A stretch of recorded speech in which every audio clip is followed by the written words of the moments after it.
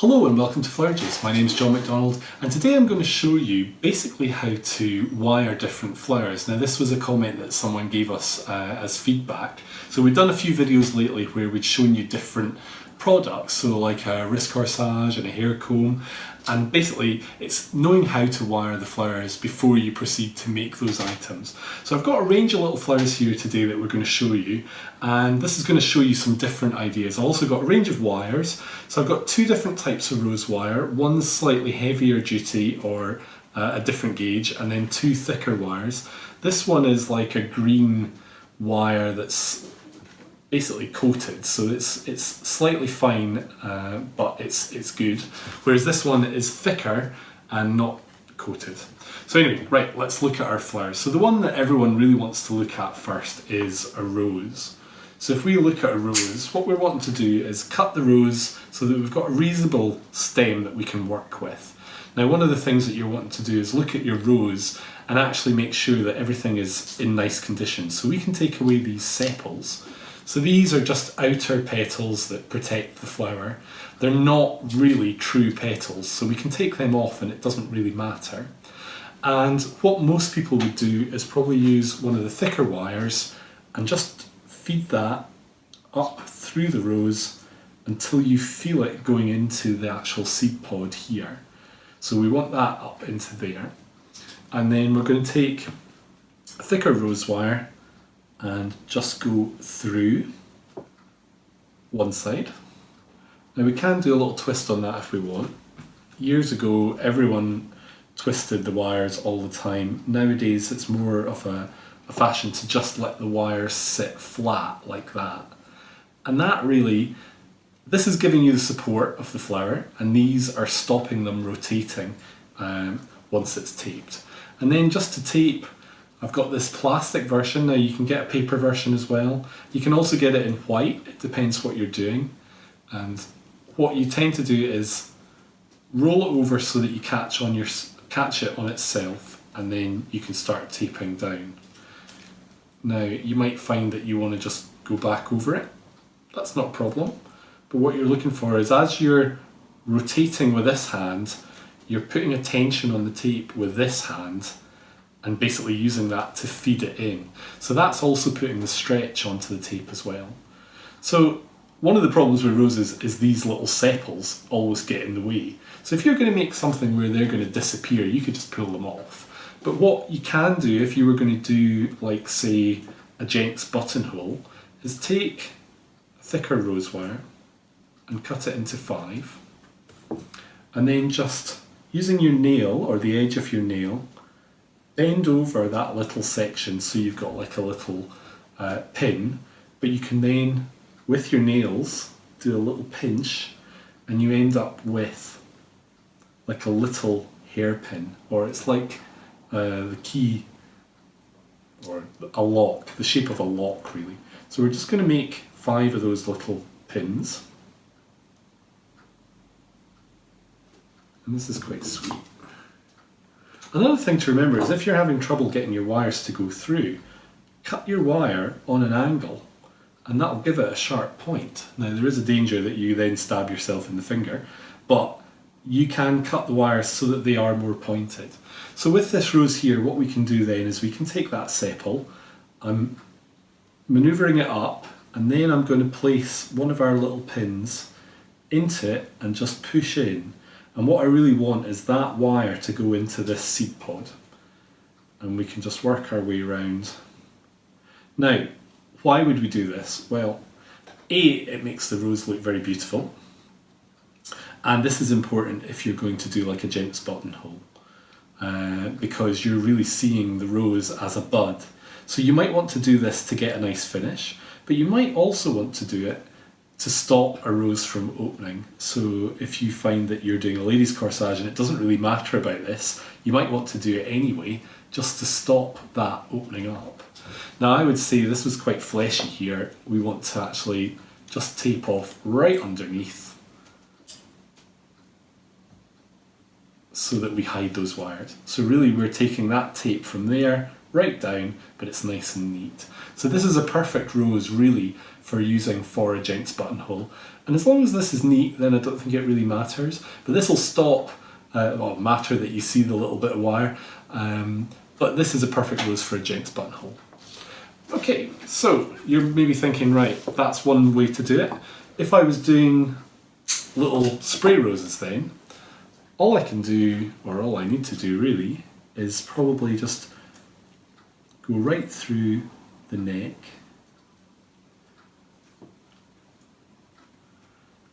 come back on itself, and just a twist to catch there. So sometimes you'll hear people talk about a single leg or a double leg. If we wire a flower and we literally leave just the one wire, this is what we would call a single leg. But if we wire it so that you've got two wires coming down, we would call that a double leg. So essentially you're doubling the strength of that wire by having two pieces coming down. So like for this little rosebud here, we can just tape that off, and that's all that needs. So quite simple. So really just going through the calyx of the rose there is all that needs. What you can do, right, traditionally, well, this is the same for carnation. You can put a wire up the carnation,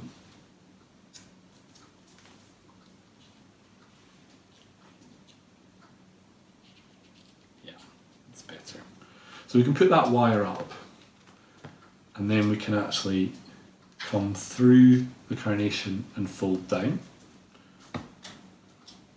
Actually, carnations are not as popular as they used to be, but it's still important to know how to wire one and then do another one. So again, this is very similar to the rose, but for taping it, you're wanting to take your tape quite high up on the outside there. So we've basically joined up the tape, and then we can roll that round and then start to twist and feed in the tape down here. So that's a carnation.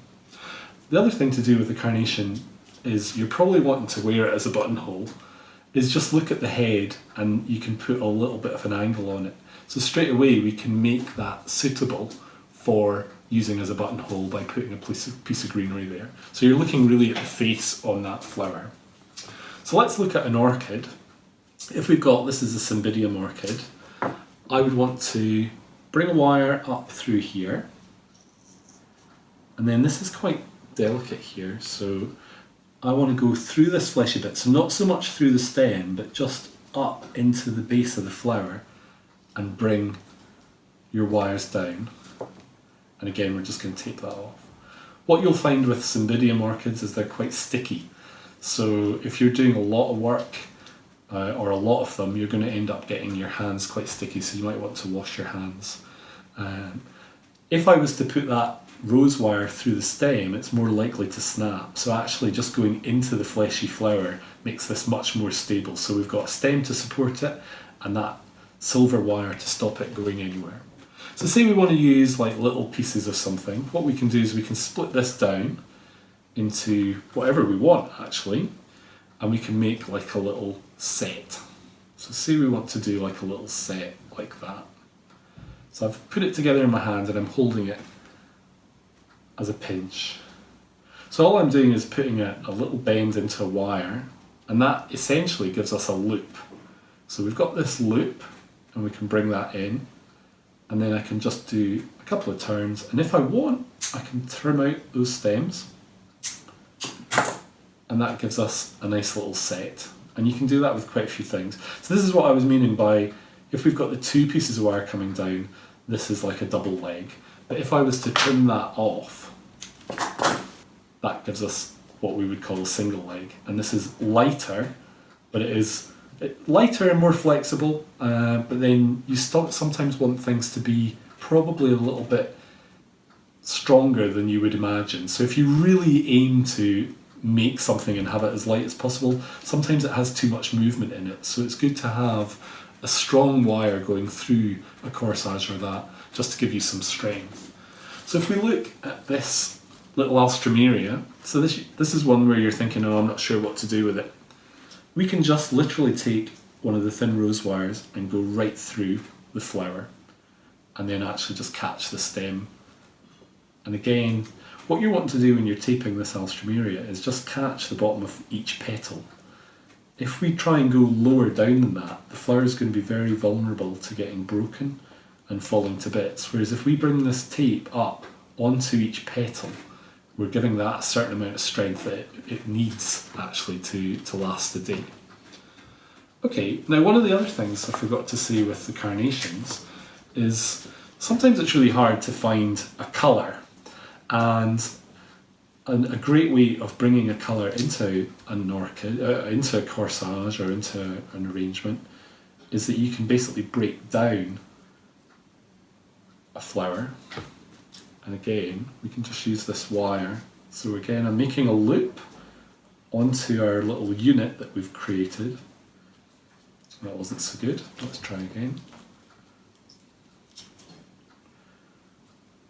But sometimes people really want a particular colour, and this works well. So just go around it quite lightly,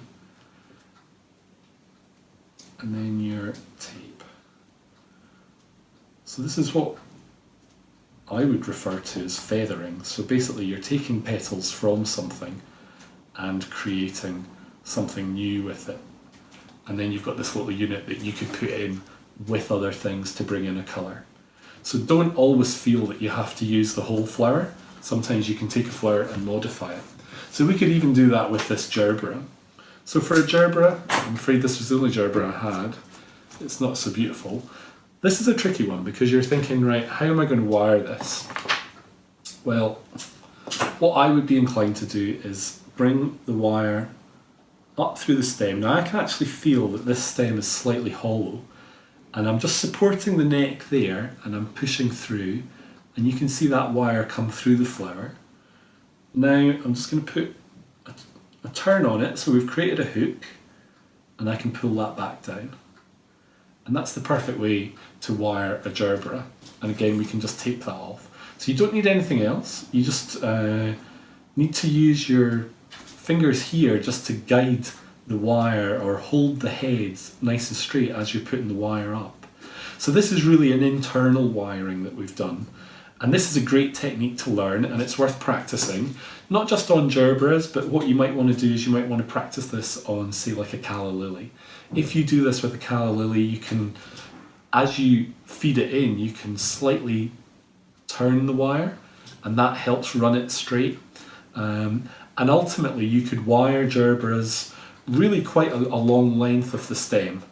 And the benefit of that is when you come to do wedding work, you can make a bouquet with gerbera or callas, and you know that they're all wired, but from the person who's receiving it point of view, they just see them as the natural flower because the wire is within the stem and it's completely hidden.